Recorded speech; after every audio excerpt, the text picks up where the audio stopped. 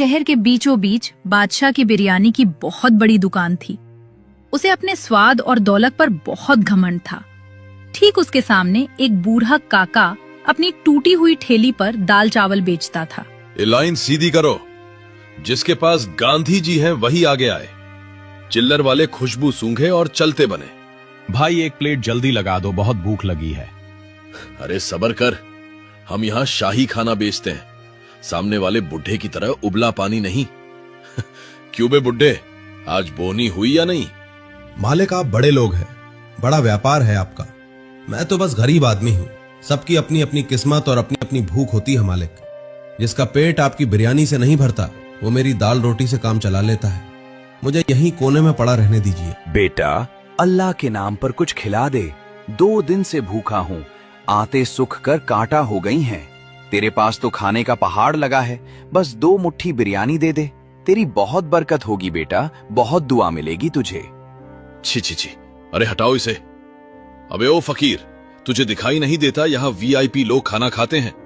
तेरी इन फटे पुराने चीथड़ों से जो बदबू आ रही है ना, उससे मेरे ग्राहकों को उल्टी आ जाएगी।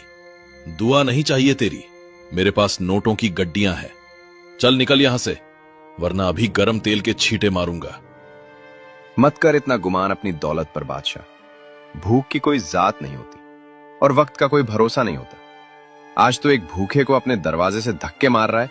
याद रख, कल कुदरत तुझे दाने दाने को मोहताज कर देगी। पेट भरने वाला वही ऊपर वाला है, तू नहीं। अरे वाह, अब ये भिखारी मुझे ज्ञान देगा। छोटू, खड़ा क्या है बे? उठा डंडा और भगा इस पागल को। मेरी दुकान के सामने मनहूसियत फैला रहा है। अरे बाबा संभाल कर, गिरते गिरते बचे आप। इन अमीरों की बातों का बुरा मत मानिए बाबा, इनका दिल इनकी तिजोरी में बंद होता है। आइए यहाँ छाया में बैठिए। भूख, बहुत जोर की भूख लगी है बेटा। ऐसा लग रहा है जान निकल जाएगी। घबराइए मत बाबा, मेरे पास बिरयानी जैसा महंगा खाना तो नहीं है, लेकिन ये दाल चावल है। मैंने अभी अपने दोपहर के खाने के लिए निकाले थे, पर मुझसे ज्यादा जरूरत आपको है। ये लीजिए, पेट भरकर खाइए। पर बेटा, अगर तू मुझे खिला देगा तो खुद क्या खाएगा? तू भी तो कमजोर लग रहा है। कोई बात नहीं बाबा, मैं तो पानी पीकर सो जाऊंगा, पर अतिथि को भूखा नहीं देख सकता। आप खाइए। तेरा दिल तेरी गरीबी से बहुत बड़ा है बेटा। आज तूने अपना निवाला मुझे दिया है। ये ले, इसे अपनी दाल की पतीली में डाल देना। ये साधारण मसाला नहीं है। आज से तेरा खाना खाना नहीं, जादू होगा। दुनिया दीवानी हो जाएगी तेरे हाथ के स्वाद की। काका अपनी पतीली का ढक्कन खोलते हैं और सुनहरी भाप निकलती है। छोटू, अरे ओ कामचोर, इधर आ। ये मरे हुए जानवरों जैसी सलांद कहां से आ रही है? मेरी नाक के बाल जले जा रहे हैं।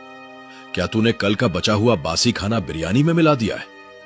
अगर मंत्री जी के आने से पहले ये बदबू नहीं गई तो मैं तुझे इसी हांडी में पका दूंगा।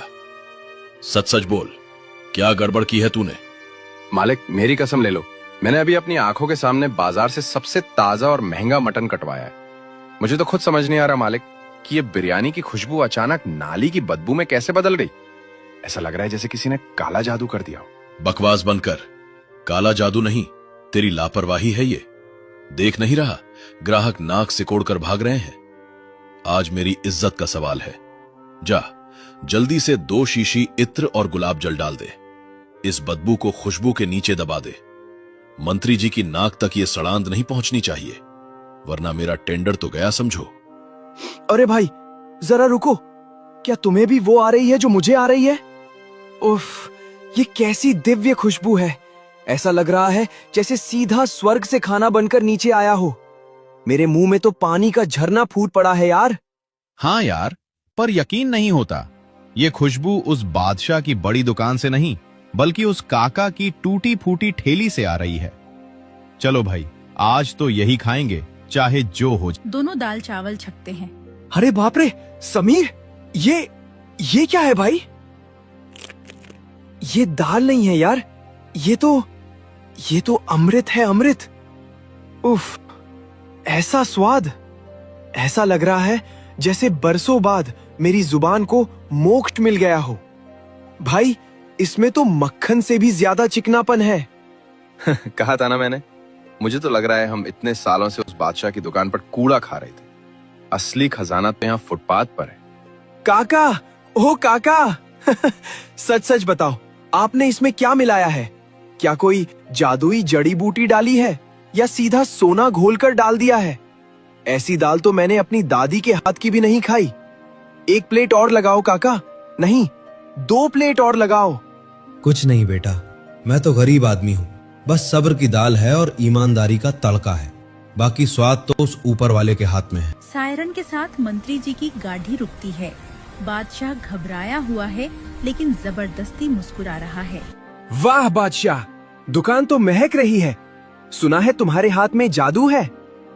अगर स्वाद पसंद आया तो 50 लाख का टेंडर तुम्हारा। पर याद रखना, हमें सिर्फ स्वाद चाहिए, तुम्हारी चिकनी चुपड़ी बातें नहीं। अरे मंत्री जी, आप पधारे, मेरी दुकान तो पवित्र हो गई। 50 लाख? अरे वो टेंडर तो आपकी जूती की नोक पर है हुजूर। आप बस एक निवाला खाइए। अगर आप उंगलियां ना चाटते रह गए तो मेरा नाम भी बादशाह नहीं।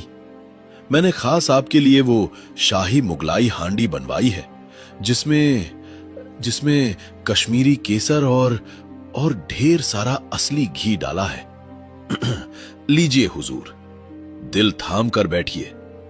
ढक्कन खुलते ही खुशबू की जगह काला धुआं बाहर निकलता है। मंत्री जी खांसने लगते हैं। ये क्या है बादशाह? ये धुआं कैसा है? क्या हमें जला हुआ खाना खिलाओगे? ये क्या भद्दा मजाक है? चावल कहाँ है? मटन कहाँ है? इसमें तो सिर्फ राख और काले पत्थर भरे हैं। क्या तुम हमें पत्थर खिलाना चाहते हो? राख? पत्थर? नहीं साहब, ये नामुमकिन है। मैंने खुद अपने हाथों से पकाया था। ये पत्थर कैसे बन गए? मेरी बिरयानी राख कैसे बन गई? खामोश! एक लफ्ज और नहीं। ये सिर्फ धोखा नहीं, हमारी तौहीन है। तुमने एक मंत्री को राख और पत्थर खिलाने की जुर्रत की है। इंस्पेक्टर, हथकड़ी लगाओ इस पाखंडी को। इसकी दुकान अभी सील करो और इसका लाइसेंस हमेशा के लिए रद्द कर दो। इसे पता चलना चाहिए कि जनता के साथ खिलवाड़ करने का अंजाम क्या होता है। सरकार, रहम, मेरे बच्चों की कसम, मैंने कुछ नहीं किया। मैं तो बिरयानी का बादशाह हूं। मैं अपनी ही बिरयानी में राख क्यों मिलाऊंगा? ये जरूर किसी दुश्मन की साजिश है या कोई काला जादू है हुजूर। मेरी दुकान मत बंद करो, मैं बर्बाद हो जाऊंगा। रुको, ये खुशबू कैसी है? अभी तो यहां सड़ांध थी, पर अब हवा में ये केसर और इलायची जैसी मिठास कहां से घुल गई? ऐसी महक तो मैंने आज तक शाही दावतों में भी महसूस नहीं की। मंत्री जी काका के ठेले के पास जाते हैं। बड़े मियां, सच सच बताओ, आज अपनी पतीली में क्या पका रहे हो? क्या कोई गुप्त खजाना छिपा रखा है? क्योंकि ऐसी खुशबू तो साधारण खाने से नहीं आ सकती। अरे नहीं सरकार, मुझ गरीब के पास खजाना कहाँ। मैं तो रोज की तरह सादा दाल चावल बेच रहा हूँ। ना इसमें कोई महंगा मसाला है ना घी। बस शायद किसी भूखे की दुआ और मेरी मेहनत का पसीना इसमें मिल गया है। माफ कर दीजिए अगर कोई गलती हुई हो। मंत्री जी काका की विनम्रता देखकर पिघल जाते हैं। वो उत्सुकता में एक चम्मच दाल अपने मुंह में डालते हैं। सुभान अल्लाह! अद्भुत, अविश्वसनीय। ऐसा स्वाद! ऐसा लग रहा है जैसे बरसों बाद मेरी माँ के हाथ का निवाला खाया हो। इसमें